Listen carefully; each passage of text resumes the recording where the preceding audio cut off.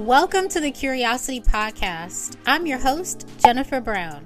I explore my curiosity of really weird things, existential things, pop culture stuff, spiritual phenomena, animals, and all the other things with subject matter experts. What isn't there to be curious about? In today's episode, I explore my curiosity with death. It's an experience we're all gonna have, unless you're a part of the 144,000, of course. But for everyone else, death is a certainty. Death is one of the most natural and common curiosities, and it's talked about a lot on social media. Here's what people have to say about it in the comments. To unpack death, I'm joined by Joelle Simone Maldonado, aka the Grave Woman.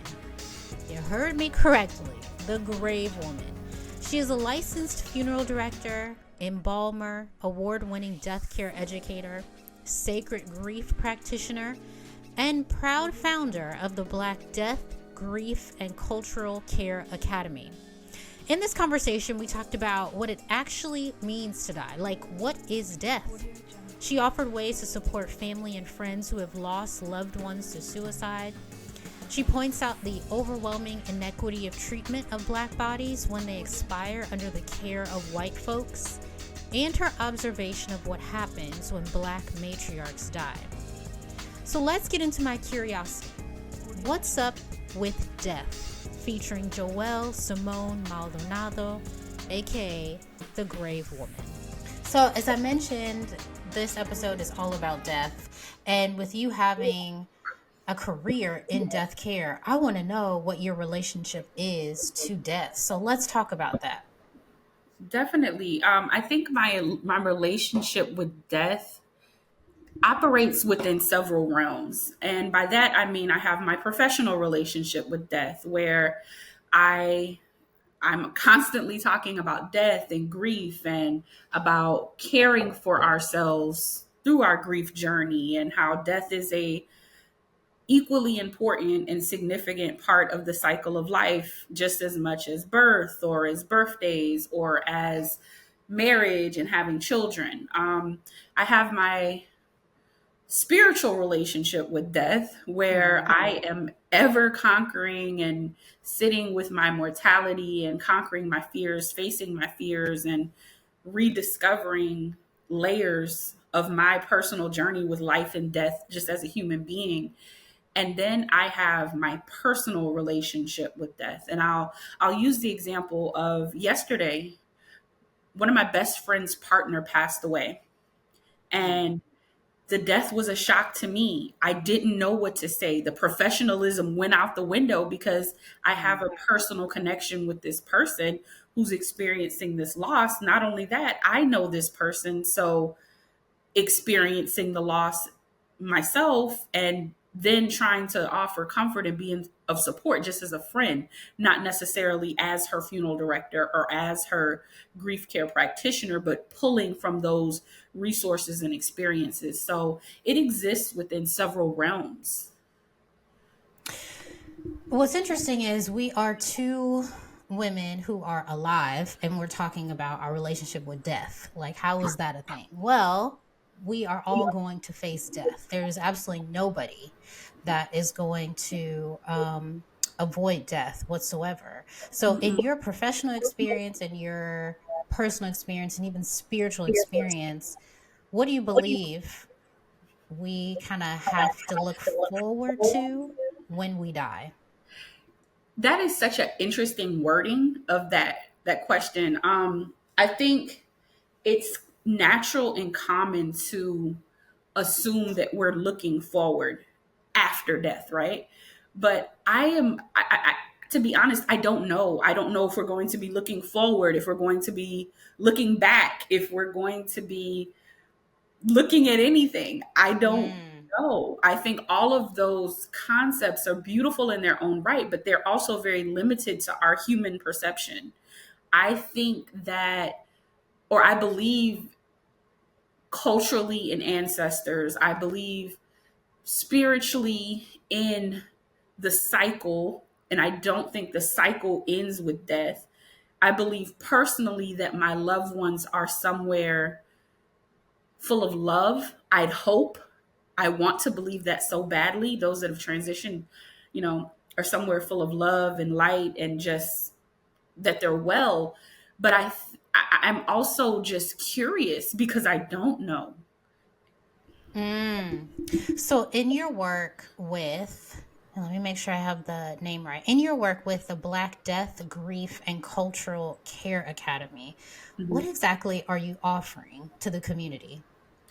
Definitely. So, again, it's multifaceted. So, there are multiple communities. In the death care community, I am offering culturally competent education and resources about caring for Black bodies, the Black grief experience, having conversations with Black people about death, grief, and training professionals how to do basic things like remove braids, care for Mm. locks, shampoo, detangle, and manage natural and recognize chemically treated versus natural hair, because those things are not a part of standard mortuary science education. I am also, in two ways, offering our community the opportunity to have better end of life and death care experiences, because we as Black people don't just die under the care of other Black people in many cases. If we're in a hospital or even, you know, in a hospice facility or receiving some sort of palliative care or under the care of a death doula. And then when our bodies go into funeral homes, it's not guaranteed that a Black person will be caring for our bodies. So for our community, specifically the Black community, I pray to be offering these resources so that our community can have better end of life funeral and burial experiences, and that our bodies can be cared for with more honor, attention, and dignity. What are some examples of Black bodies that you've seen that have not been handled with care after death? Definitely. What That's a does that great look like? question. So I'll just use the example since I'm adorning braids.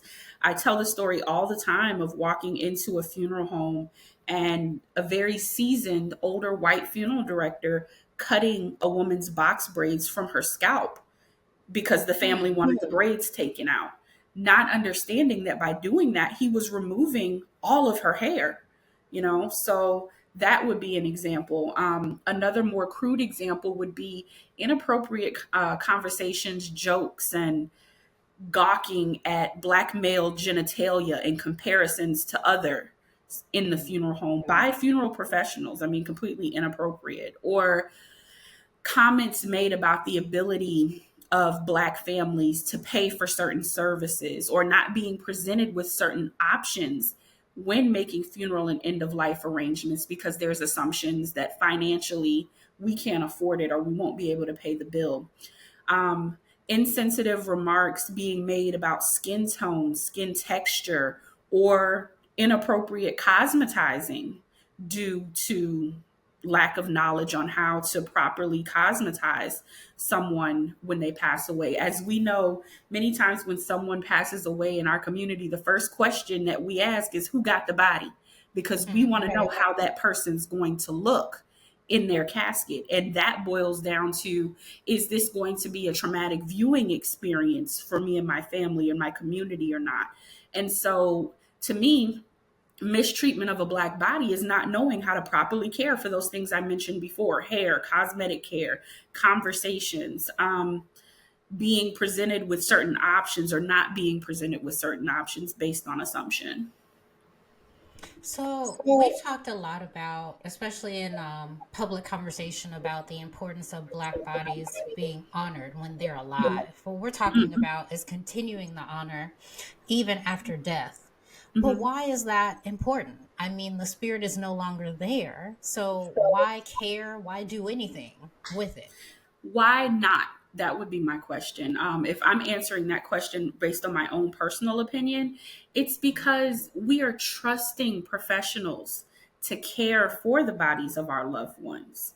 We don't in our culture and in our society, we don't put our deceased in trash cans. There are laws about how a body must be properly disposed of because we care about the bodies of our loved ones.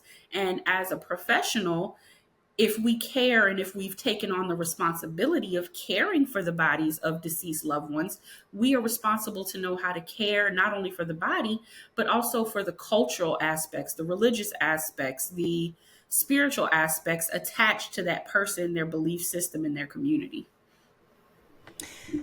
I've been to several funerals. I won't say like a lot, but like enough as a 39-year-old woman, you know. And I've always noticed how different people want to be honored after death. I have an aunt who passed away some years ago. She was Hebrew Israelite, and her physical body actually was not at the funeral at all. Um, like, well, no, is that true? It wasn't. Was her body? What I remember, and I hope I remember this correct. I know for sure it was not open casket. I don't even. There wasn't even a casket. Yeah, there was no casket at the ceremony. Then there are people who will have a casket, but it's not open, or they'll have a casket and it's open, or you have people who don't want a ceremony at all, you know, and they just want to be cremated. Or we think of New Orleans, where they want to be celebrated and they want their body to be paraded through the streets. Can you speak on sort of the history of just very different Black ways of honoring our family and friends after they die? What are your thoughts on that? I just want to make sure I heard you correctly because you broke up for a second. I want to make sure I heard the question is, can I Sure. speak on the different ways that we honor, the history of the different ways we honor our loved ones, friends, and communities? Yes. Okay, definitely. So, a lot of what we do historically as Black people is rooted in the belief system of homegoing, which dates all the way back to when we were enslaved here in this country. And what death represented to us was a return of our spiritual essence to our homeland from which we were stolen and bought here, or sold and bought here, right? And so it was taking autonomy over a part of the cycle of life that was painful and creating something mentally and emotionally that made it palatable and beautiful, if that makes sense, right? It was probably at that time the only autonomy that we have or had, was the way that we chose to interpret the death experience.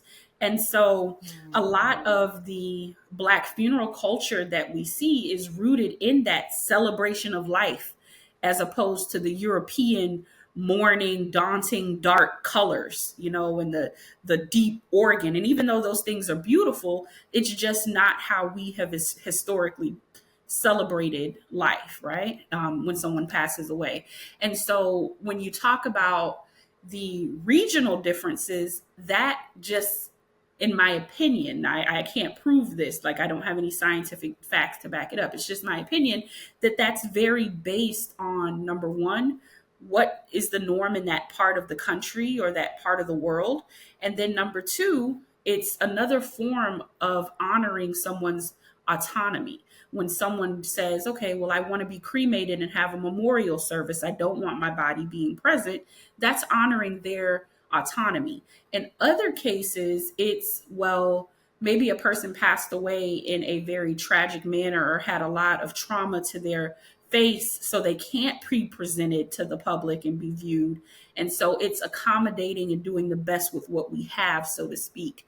Maybe when those caskets are closed. A lot is also tied to our religious beliefs. As we know, there are several sects of Christianity, ranging from holiness, Seventh day Adventist, just different sects of Christianity that Black and other cultures honor. And some of those relationships with religion mandate what happens at the end of life. So, with your experience as a funeral director, and I have that title correct, right? Yes. With your experience as a funeral director, you've come into contact with a lot of people who are grieving the death of their loved ones, of their friends. Um, What have you seen most commonly in their grief that our listeners would like to know? What have you seen commonly? Is it sadness? Is it hopefulness? Is it despair? How would you sort of describe it? To be honest with you, it's very difficult to attach a common theme across grief experiences because our relationships with grief are as unique as our relationships with those that we've lost, right? Um, I will say that particularly in the Black community, what I see is a level of disenfranchisement. And for those that aren't familiar with that term, it means that disenfranchised grief is a grief that isn't necessarily socially acceptable. For example, I worked in a funeral home that was located in a socioeconomically impoverished area in Atlanta, Georgia, right? And the types of grief that were experienced in that funeral home were completely different than a funeral home I worked in a very affluent and wealthy part of Atlanta. For example, things like police brutality, individuals that had died from gun violence or gang violence or domestic violence, versus maybe on this side of town, I see more people who have passed away in their private jets and crashed, or elderly individuals who transitioned and had a quote unquote good death in a nursing home or end of life care facility under the care of a doula.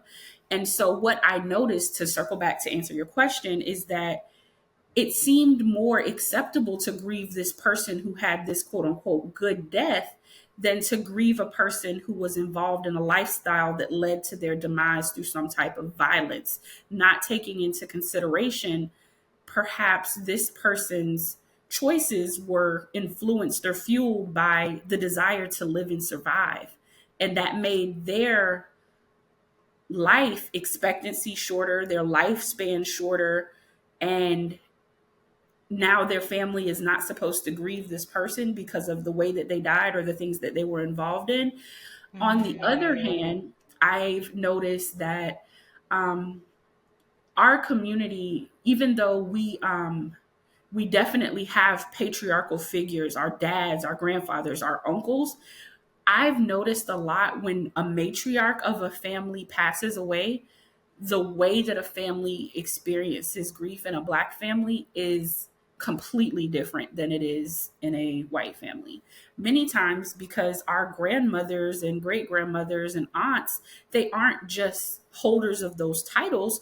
They're the glue that keep our family together. They're the glue that, we know we're going to go to grandma's house on Sunday, or we're all going to gather at Aunt Bertha's house on Thanksgiving. And now that that person isn't there, it may mean that that family doesn't have a connection point anymore. I hope that answers the question. Wow. Wow. That makes so much sense. You're making me smile because I think about I have both of my grandmothers, and I have a great grandmother still Mm. here. So it's me being 39 with a great grandmother. Like, that's Woo, amazing. She's going to be that's a 97 this blessing. year in May. And then I have two grandmothers that are, well, one just turned 80. The other one's going to turn 80 in December. Um, so I'm really blessed, and it makes me smile because I think of how they really are the glue to our family. Mhm. And what that would, mean to us if either one of them were to pass away. Um, wow, you gave me so much to think about. So this really maybe should have been the first question I asked you, but I feel like it's more organic now. What is death? What is death? Everybody has their understanding of what that means. Some people think death is just the expiration of the body. Some people think, with me being a Christian, I believe real death is like death of the spirit. Mhm. Um, so what is death? I could answer that question so many ways, but before I jump into that, if Let's hear what it. if I were to base my definition of death on the death of the spirit, I've seen more dead people walking around on the face of this earth than I've ever seen in a funeral home, because things that happen in life kill and diminish our human spirit. Even something like grief, losing a loved one in a way is an experience of death of a part of your spirit. So I'm gonna zoom out and say that's not it. I don't think. And again, my personal opinion, my technical answer as a professional is the cessation of your cognitive, cardiac, and respiratory function, because you need those three things to survive. You need your brain to send signals to your heart and your lungs to breathe, your heart to beat, your lungs to breathe. And that's called syncope, right? So if one of those things is off, your life could end. And if all three of those things is off or altered for a certain amount of time, you are dead. Even if one of them is brought back, I can bring back your heartbeat, but if you're on a ventilator, breathe, and I'm breathing for you, you're technically a vegetable, right? Or if your brain is not there, you're technically brain dead, right? So that's the physical part, but then that's not it. So what about the organic part, where your body starts to break down and you go through decomposition? That's really not it, because we've seen people have to have amputations because of gangrene. We've seen people, have cancer and they still are alive. So you have to zoom out a little bit more. What is death? I don't know. I view it personally, in my opinion, is it is the part of the cycle of life where our physicality ceases to exist. And that's as far as I've gotten, because I don't know what happens to the spirit. I don't know what happens to the consciousness. And those things are very real. In your work, I would imagine that you really can see the difference between a body with syncope, did I say that correctly, that has all three sort of working, versus a body that's out of syncope. I hope I said that correctly. I have a girlfriend who just got into doing makeup for Mhm. people who have passed. And I asked her, like, what's the difference between a body with life, physical life, versus one that's lifeless? And she said the main difference to her is that lifeless bodies kind of have this rubbery type of feel, and there's no bounce. There's no bounce to the skin at all. Like how I'm kind of doing this and it bounces back. She said it just doesn't have that. And there's a grayness. She said there's a grayness to the skin. So, in your experience, what's the difference? What do you physically see the differences being between a body with physical life versus one without physical life? It depends on where that person is in their post-mortem state. I'd imagine that your girlfriend is seeing people who have been embalmed and who Okay. are not freshly deceased or recently deceased. So when she describes that rubberiness and that grayness, that to me is an indication of someone who has been embalmed. However, when someone is not embalmed and they're I don't want to say fresh, but they're recently deceased, some of those characteristics still exist, but the best way that I can describe it is lifeless. A body with life has life. I'm going to use the word animated versus unanimated. Like I'm moving my hands, I'm moving my face, I'm speaking, my eyes have a light in them. You're nodding your head, you're responding, you're animated almost, right? And if you were to pass away, all of that animation would cease to exist, right? And that it it brings up so many questions in my mind. Like, truly, what is this? Like, what is our physical vessel? What are my hands? What is my hair? Like, what is this really? Because none of this is my spirit. If we're going to put a word on what that animation is, none of it is my feelings. I have feelings on my body that I feel, but it's just so many questions that it brings up. So, to answer your question, I would say animated versus non animated. And when someone has passed away, uh, depending on what you believe and your level of exposure to, I guess, history, there's some that believe that reanimation can be recreated, or that consciousness can be transferred into another animated vessel. That's what the ancient Egyptians believed.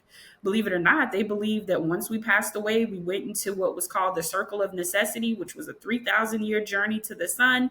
And they built these huge pyramids and these huge um, mausoleum temples, and they dressed their bodies up in these sarcophagi so that they could find and reanimate their unanimated form.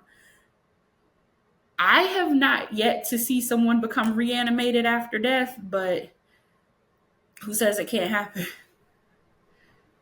There are definitely so many ideas about where we go after this life, after what we're presently experiencing.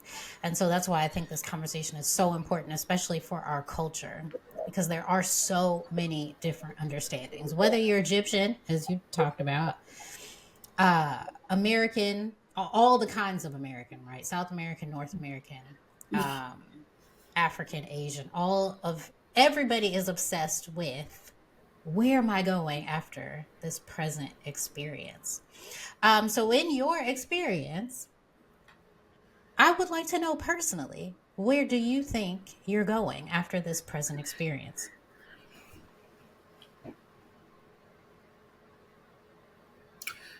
I hope and think that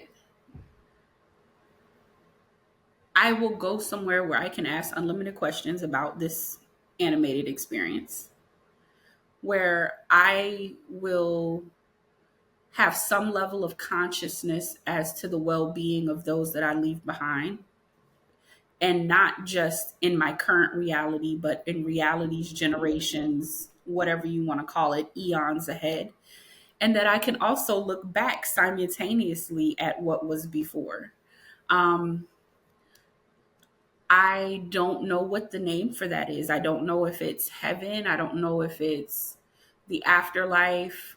I truly and honestly am more curious than definitive in that assumption. Yeah, for me, I do believe that I'm going to heaven. I hope that I'm going to heaven. I believe that I have guidance from God to get me there, and that's what I need as a person. It's in my wiring, to be saved and to go to the one who has saved me. So heaven is definitely where I hope to go. You and I have talked about this. I mentioned this when we first started, chatting, about me watching near-death experience videos on YouTube. They are so inspiring. I believe everybody's story. It is like so amazing. So at the beginning of this conversation, I think I asked you about what can people look forward to.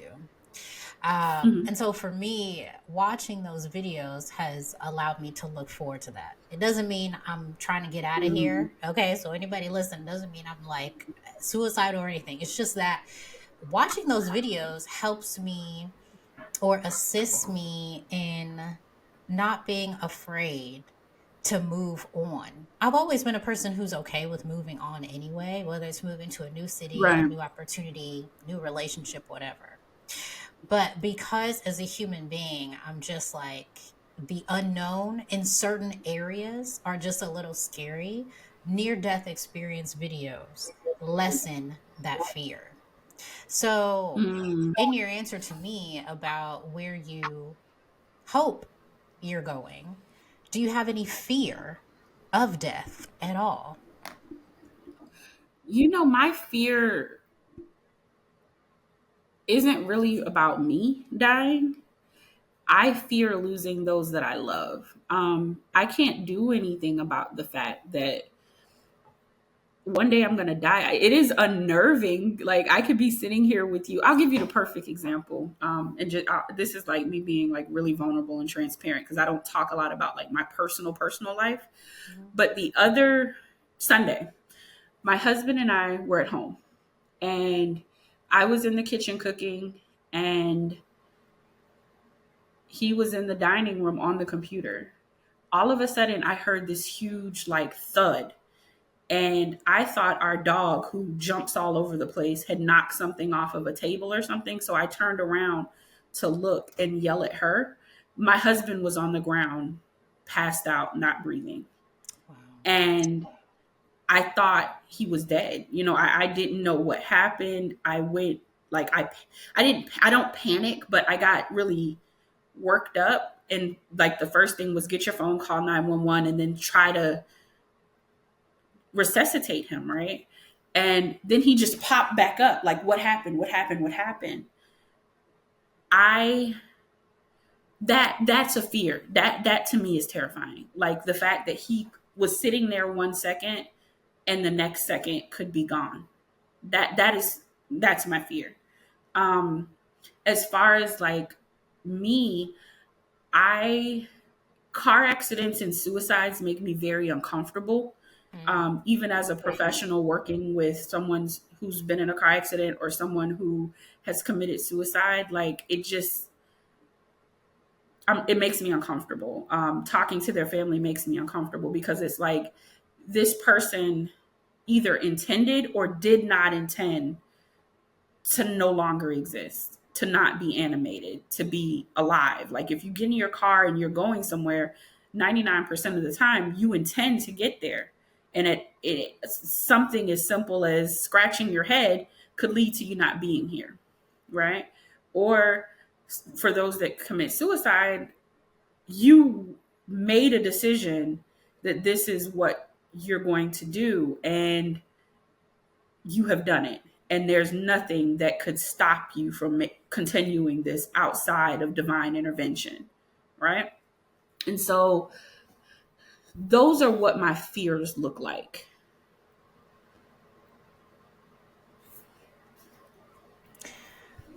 Hmm.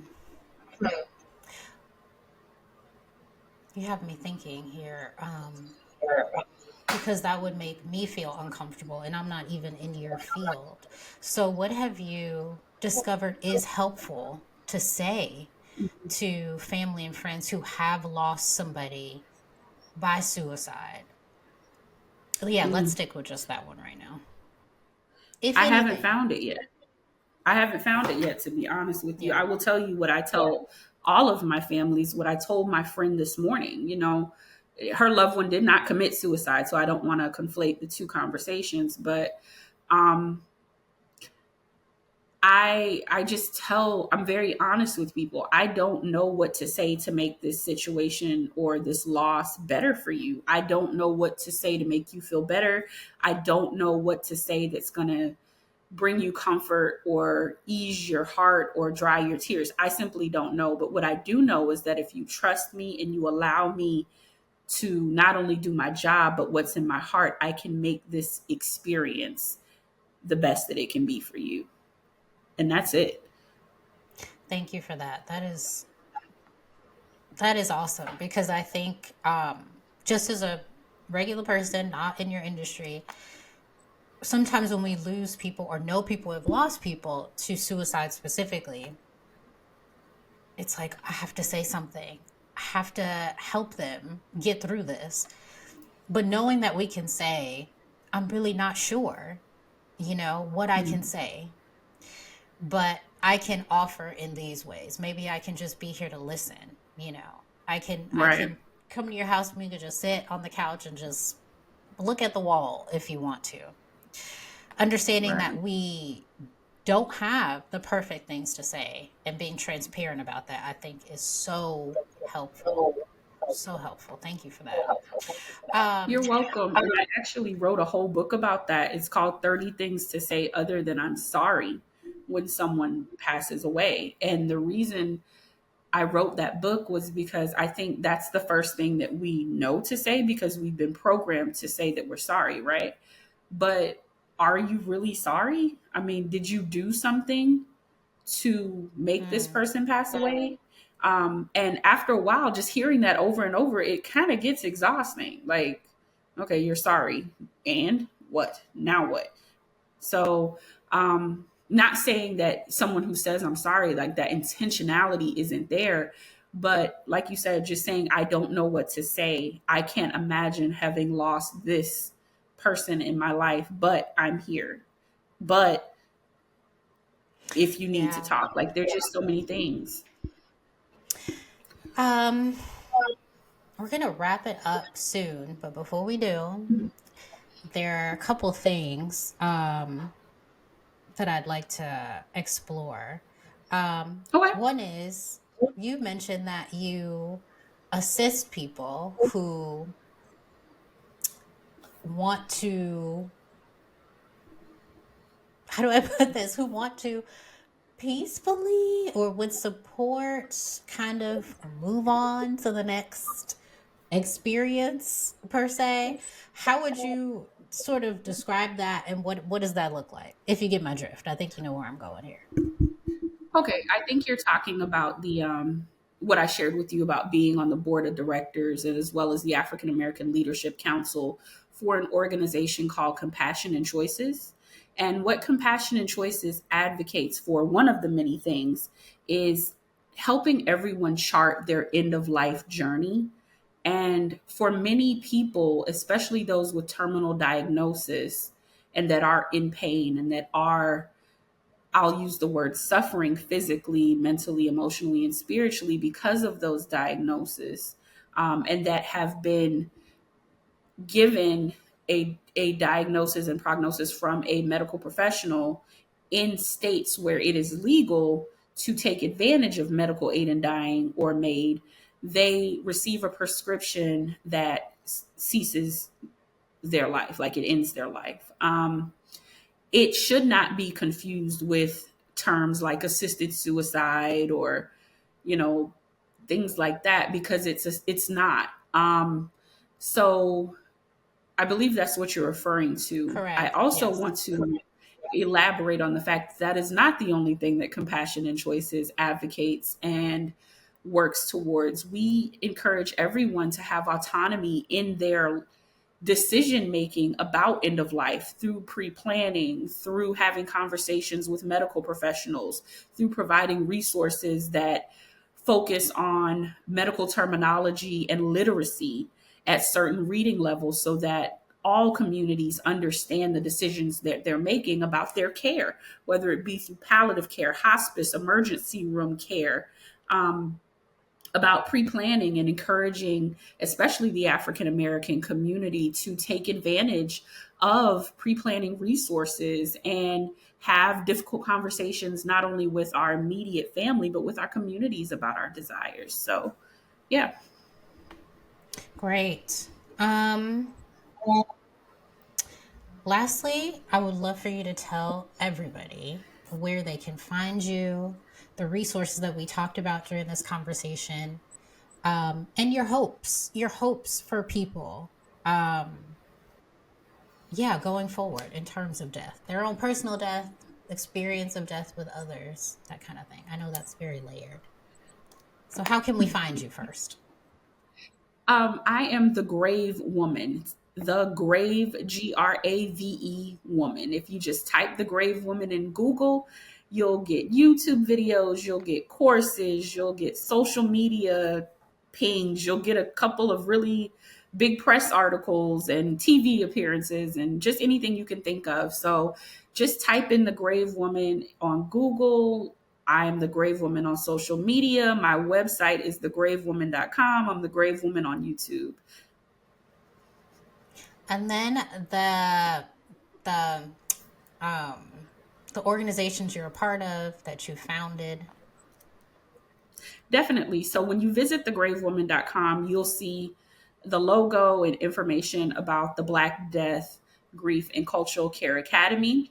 You'll also find a page full of courses, ebooks, affirmations, audio things you can listen to about your zodiac sign and grief, and how maybe you navigate grief based on your astrological sign. And as far as Compassion and Choices, you can visit compassionandchoices.org, and you will get a plethora of information if you want to learn more about anything that I discussed related to them. Great. And lastly, what are your hopes for people in their relationship with death? Everybody, again, is going to face it. Everybody's going to experience it with somebody that they love. What are your hopes for people? You know what? I tell people all the time, I want to die empty. I want to die empty, and I want that for everyone else. And when I say die empty, I want to have expressed all the love that I have for my husband, for my mom, for my sister, for my future children, for complete strangers on the street. I want to have been bold enough to follow my dreams. And whatever crazy idea pops in my head at 3:00 in the morning, if it keeps me up, I want to have at least given it a try. I want to have made someone else's day better because I could, and I want people to, when I'm gone, remember me as a kind person and a loving person, right? And so to answer your question, I want that for everyone else.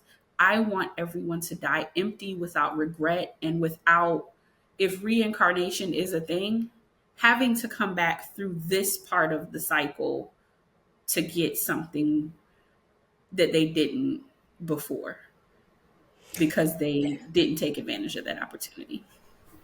Beautiful.